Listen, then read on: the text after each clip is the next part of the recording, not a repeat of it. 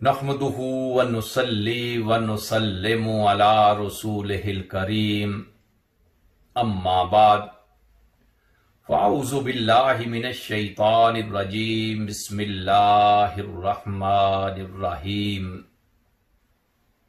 معزز سامعین و ناظرین، ایک شب مدینہ طیبہ میں ہر طرف سناٹا ہی سناٹا تھا۔ لوگ میٹھی نیند کے مزے لے رہے تھے، لیکن امیر المومنین اپنے غلام اسلم کے ساتھ لوگوں کی خبر گیری کے لیے مدینہ کی گلیوں کے چکر لگا رہے تھے۔ چلتے چلتے آپ کو ایک گھر میں چراغ کی مدھم روشنی نظر آئی۔ آپ اس کے قریب گئے کہ شاید ان کو کسی چیز کی ضرورت ہے، لیکن آپ جب اس کے قریب گئے تو آپ کے کانوں میں ایک عجیب و غریب گفتگو سنائی دی۔ ماں اپنی بیٹی کو کہہ رہی ہے، بیٹی، خالص دودھ فروخت کرنے سے ہماری گھر کی ضروریات پوری نہیں ہوتی، تو دودھ میں تھوڑا سا پانی ملا دے تاکہ دودھ کی مقدار بڑھ جائے، اس سے حاصل ہونے والوں پیسوں سے ہمارے گھر کی ضروریات پوری ہو جائیں۔ لیکن وہ خوش بخت بیٹی ماں کو کیا جواب دیتی ہے؟ اماں جی، امیر المومنین نے دودھ کے اندر پانی ملانے سے منع کیا ہے، اس لیے میں دودھ میں پانی نہیں ملاؤں گی۔ ماں کہتی ہے، بیٹی، امیر المومنین کیا ہمیں اس وقت دیکھ رہے ہیں؟ تو تھوڑا سا پانی ملا دے، ان کو پتا نہیں چلے گا۔ وہ بیٹی کہتی ہے، ان کان عمر لا یرانا فَرَبُّ امیر المؤمنین یرانا۔ اماں جی، امیر المؤمنین عمر ابن خطاب اگر ہمیں اس وقت نہیں دیکھ رہے تو کیا ہوا؟ امیر المؤمنین کا رب وہ تو ہمیں دیکھ رہا ہے، اس لیے میں آپ کے کہنے کے اوپر دودھ میں پانی نہیں ملاؤں گی۔ امیر المومنین نے جب اپنے کانوں سے یہ گفتگو سنی، اپنے رب کا شکر ادا کیا کہ میری رعایا میں وہ لوگ بھی ہیں جو اللہ کے خوف سے اپنی ماں کے کہنے کے باوجود دودھ میں پانی ملانے سے انکار کر دیتے ہیں۔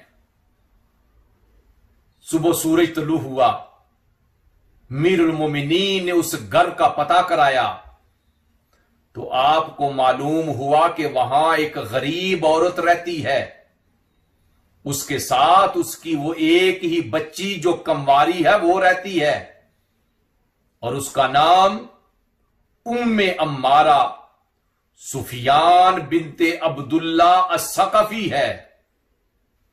امیر المومنین عمر ابن خطاب اپنے صاحبزادے عاصم کو بلاتے ہیں، کہتے ہیں، بیٹا، میں تیری شادی اس لڑکی سے کرنا چاہتا ہوں جس نے رب کے خوف سے اپنی ماں کے کہنے کے باوجود دودھ میں پانی نہیں ملایا تھا۔ چنانچہ حضرت عاصم آپ کی شادی اس لڑکی جس کا نام ام عمارہ بنت سفیان بن عبداللہ ثقفی ہے، اس کے ساتھ شادی ہو جاتی ہے۔ کچھ عرصہ کے بعد اللہ تعالی حضرت عاصم کو اس لڑکی سے ایک صاحبزادی عطا فرماتا ہے جس کا نام ام عاصم لیلہ بنت عاصم رکھا جاتا ہے۔ جب وہ بچی جوان ہوتی ہے تو اس کی شادی بنو امیہ کے خوبرو نوجوان عبدالعزیز بن مروان کے ساتھ ہوتی ہے۔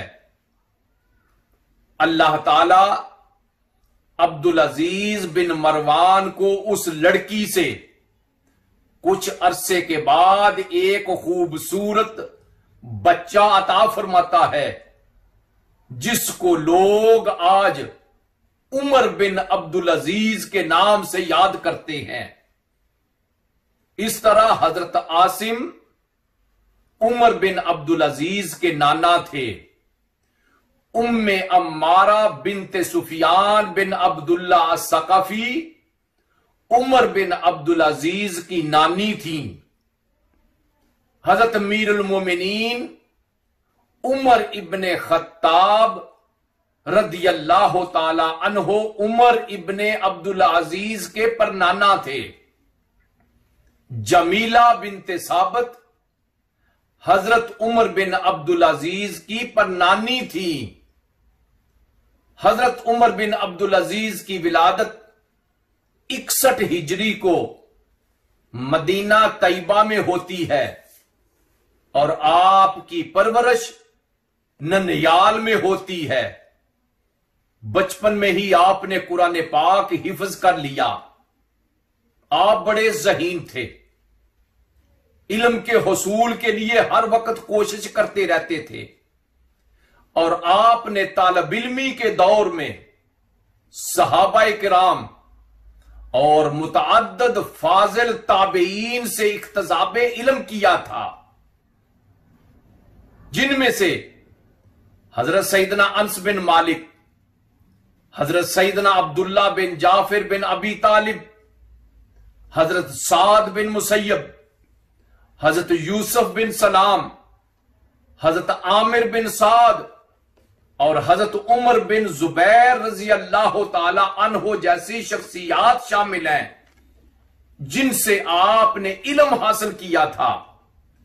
اور جس وقت مدینہ النبی صلی اللہ علیہ وآلہ وسلم سے علم حاصل کرنے کے بعد حضرت عمر بن عبدالعزیز نکلتے ہیں، اس وقت مدینہ طیبہ میں آپ سے بڑھ کر کوئی بڑا عالم نہیں تھا، حتیٰ کہ صحابی رسول حضرت انس بن مالک رضی اللہ تعالی عنہ فرماتے ہیں کہ اپنے پیارے نبی علیہ الصلوۃ والسلام کے بعد میں نے کسی امام کے پیچھے نماز نہیں پڑھی جس کی مشابہت اللہ کے پیارے نبی علیہ الصلوۃ والسلام سے اس قدر ہو جس قدر مشابہت اس اموی نوجوان عمر بن عبدالعزیز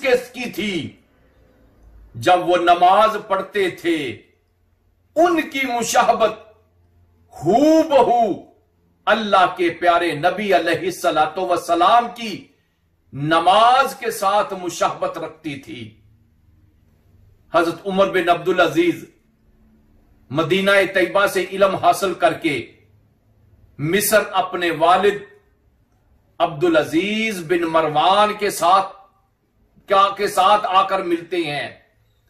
آپ کے والد 21 سال مصر کے گورنر رہے تھے، اور عمر بن عبدالعزیز کا عہد شباب وہ تھا کہ جس میں آپ نے مہنگے سے مہنگا لباس پہنا تھا، ہر روز مختلف لباس تبدیل کرتے تھے، اور جو لباس ایک دفعہ پہن لیتے تھے وہ دوبارہ لباس نہیں پہنتے تھے۔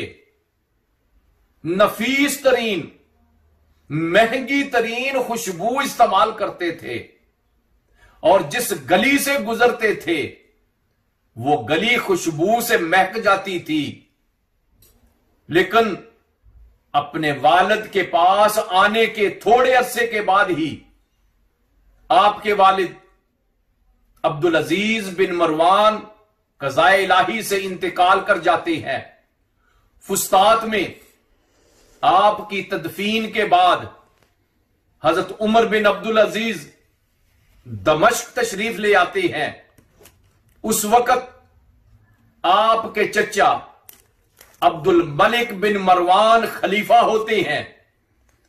جب آپ دمشق آتے ہیں تو آپ کے چچا عبد الملک بن مروان نے اپنے بھائی عبد العزیز بن مروان کی وفات کے بعد اپنی پیاری، اپنی چہیتی صاحبزادی فاطمہ کا نکاح عمر بن عبد العزیز کے ساتھ کر دیا تھا۔ فاطمہ اپنے وقت کی خوبصورت، اپنے وقت کی مالدار، اپنے وقت کی ذہین ترین خاتون تھیں، اور فاطمہ وہ خاتون ہیں جن کے دادا مروان خلیفہ تھے، جن کے باپ عبد الملک خلیفہ تھے، جن کے خامد عمر بن عبد العزیز خلیفہ بنے، جن کے 4 بھائی ولید، سلیمان، ہشام اور یزید خلفاء تھے۔ وہ کتنی خوش بخت خاتون ہیں کہ جس نے اپنی آنکھ صرف اور صرف بادشاہی کے زمانے میں کھولی تھی، لیکن آپ کے باپ عبد الملک بن مروان نے جب ذہین و فتین نوجوان عمر بن عبد العزیز کو دیکھا تھا تو اپنی شادی، اپنی بیٹی کی شادی اس نوجوان کے ساتھ کر دی تھی۔ خلیفہ عبد الملک بن مروان کی وفات کے بعد اس کا بیٹا ولید خلیفہ بنتا ہے۔ 87 ہجری کو حضرت عمر بن عبد العزیز کو مدینہ کی گورنری کا کہا جاتا ہے۔ آپ نے کہا، میں ایک شرط کے اوپر مدینہ طیبہ کی گورنری قبول کرنے کے لیے تیار ہوں کہ وہاں پر کسی کے اوپر ظلم و ستم نہیں ہوگا، ہر کسی کے ساتھ عدل و انصاف ہوگا۔ ولید نے یہ شرط منظور کر لی۔ چنانچہ 87 ہجری کو آپ کو مدینہ طیبہ کا گورنر بنا دیا جاتا ہے۔ 91 ہجری کو طائف اور مکہ مکرمہ کا بھی امیر اور گورنر بنا دیا جاتا ہے۔ گورنر بننے کے بعد آپ نے عدل و انصاف کی مثال قائم کر دی۔ لوگوں کے امن و امان کے لیے، لوگوں کے آرام اور آسائش کے لیے اپنی ساری زندگی وقف کر دی۔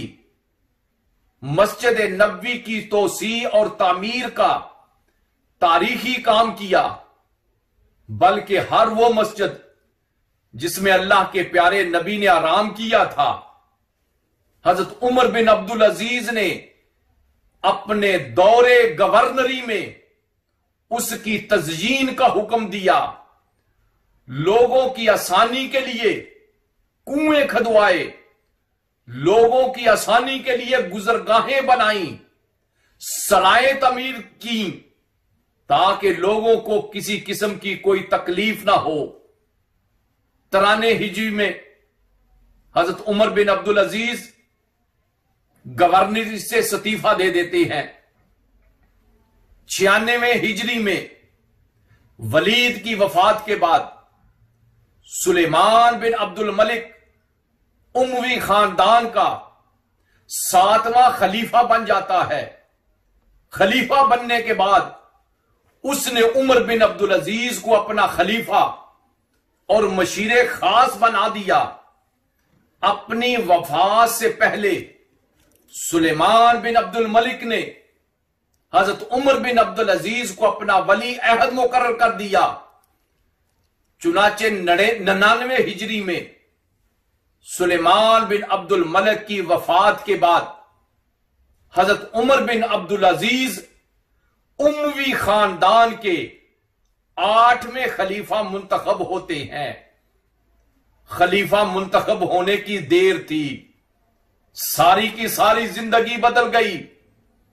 ایک وقت تھا کہ آپ کے سامنے 3000 درہم کا لباس پیش کیا جاتا ہے، آپ اس کو قبول کرتے ہیں، اس کو منتخب کرتے ہیں، لیکن خلیفہ بننے کے بعد آپ کے لیے جو کپڑا پیش کیا جاتا ہے اس کی قیمت 3 درہم ہوتی ہے۔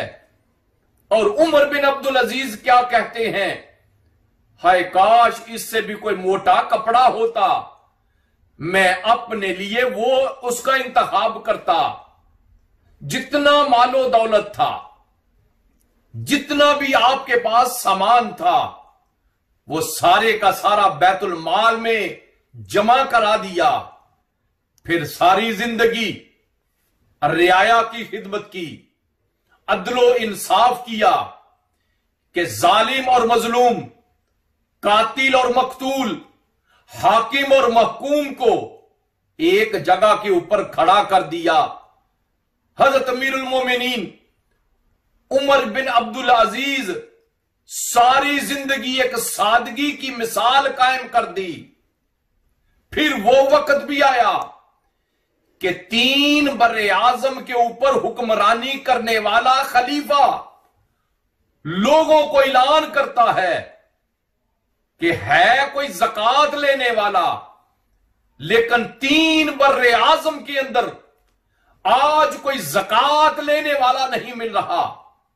اس کی وجہ کیا تھی کہ امیر المومنین نے وہ نظام بنا دیا، وہ طریقہ اختیار کیا کہ لوگوں کی ضروریات ان کے گھر میں پوری ہوتی تھی۔ عمر بن عبدالعزیز کے عہد حکومت میں کوئی زکوٰۃ لینے والا نہیں ملتا تھا۔